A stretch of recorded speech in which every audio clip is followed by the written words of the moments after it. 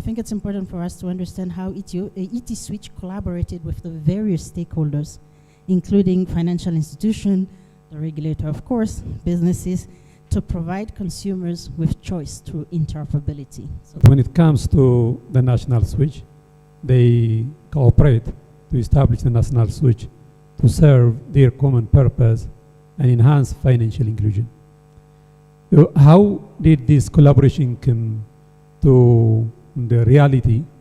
There are actually four issues to be addressed when we talk about the collaboration. The first one is the trust issue. When these banks, MFIs, payment instrument issuers, and the pesos come together, how is the trust between these institutes when they establish one company that is satisfy all their needs? So the first thing that we need is there must be the common playing field, then a common participation criteria. There is a participation criteria, and there is a clear participant agreement that shows and fulfills the interest of all participants, where there is no dominancy by one of the participants, where there is no any issue that affects any participant. There is the first aspect.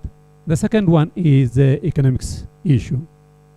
How are we going to establish and what is the role of the national switch and what the role of each participant? And it's established as a share company, initially with equal share, so that there is no any dominancy with one institute, and a fair pricing criteria. When it comes to the pricing, we follow the participatory approach in setting up the pricing. We come up with the pricing, discuss with the financial institute, and then whether this pricing is affordable or not, it has to be also approved by the central bank. Because when we say that pricing, the parties who come up with the pricing are represented in the pricing development, but there is another party, which is the consumer. The consumer protection will be handled by the central bank. We at GIPS, we have ensured that one, the central bank is also connected to the national switch. The central bank plays a dual role, one as a regulator, and they are also a customer of ours. All banks are connected. All the mobile money companies are also connected. The savings and loans are also connected, as well as all rural banks.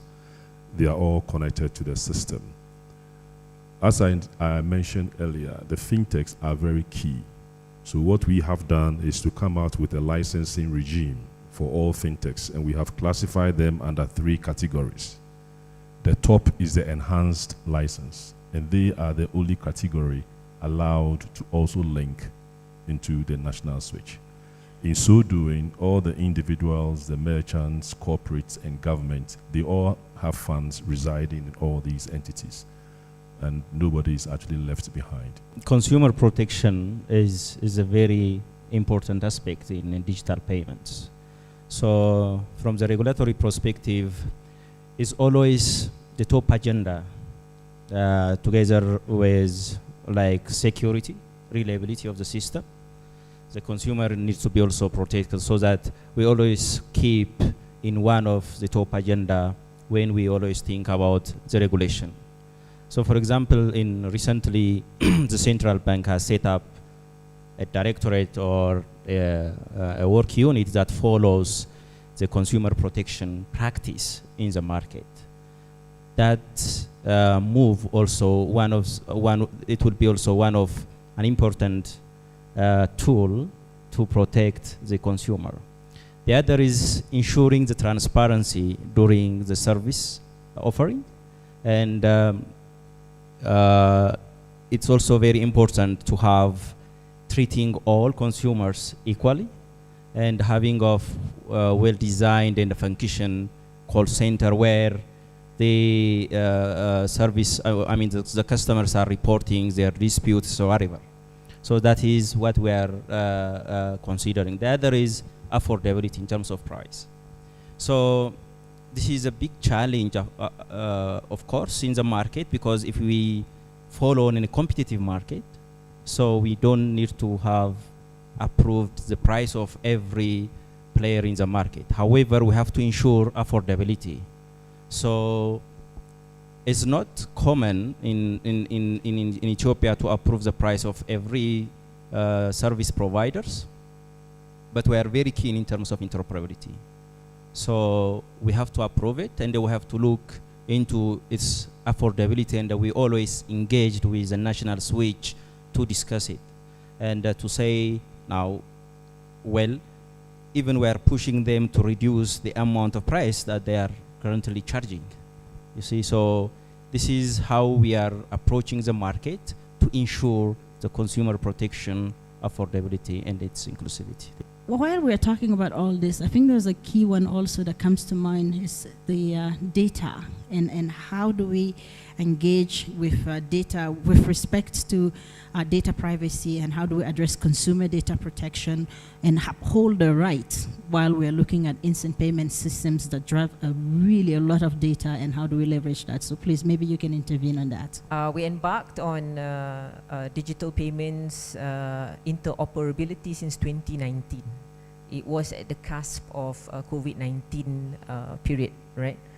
And during that time, when we first started out having an interoperable QR, the biggest issue was actually around data privacy, especially around fraud, scam, cyber attacks, right? So we've already dissected it into that particular quadrants, simply because we now know a little bit more insights since 2019 around the behaviors when it comes to infiltration of data. Now, the first thing about the difference between scams and fraud is that scams are actually man-made. Fraud is actually something that's technology-based, so cyber, right? Incidence of likelihood of happening is actually more in scams than in fraud, right? From a percentage point of view, by magnitudes. Now, what happens on data privacy at the broadest level? Now, in our country, what we have done is that we've adopted what we call a whole of country approach. The very first level is actually you need to have data privacy laws. So we have a Personal Data Protection Act. There's actually a difference between data user, data provider, data owner. And of course, there's data stewardship. What do you do with that data? What is the consent, and how's the consent obtained?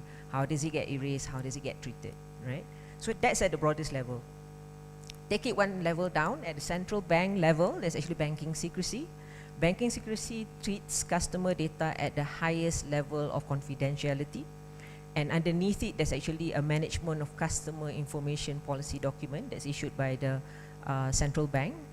Underneath it is actually the scheme rules that we have across all our products.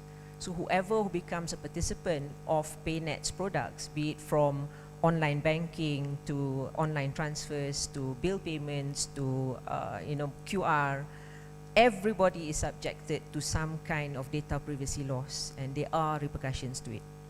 And from that particular point of view, you take it to a level down, what happens in grievance.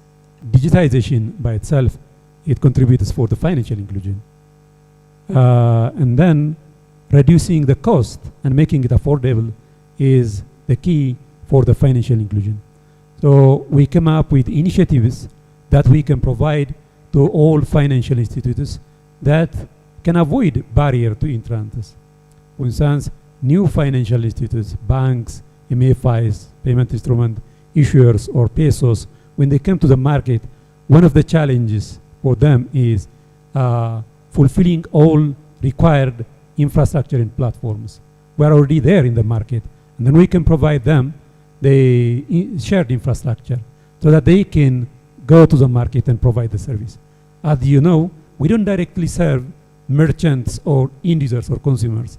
So we enable the players so that they can directly serve the consumers and bring the financial inclusion. Africa and Asia shares 4 things in common when it comes to e-commerce and digital payments.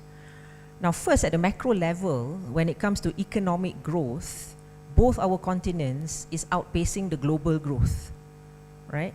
We are faster than global GDP, right? That's one.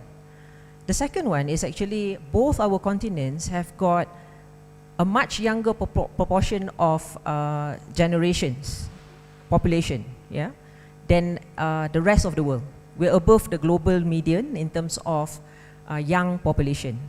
So young population by right, I would say the Gen Zs and the Gen A, they are the ones that is kind of like digital native, and therefore they would adopt more of an what you call omni-channel approach, meaning I don't care where I am. I may be in a shop, I may be holding my phone, I may be holding my tablet, I may be on the internet at my desktop.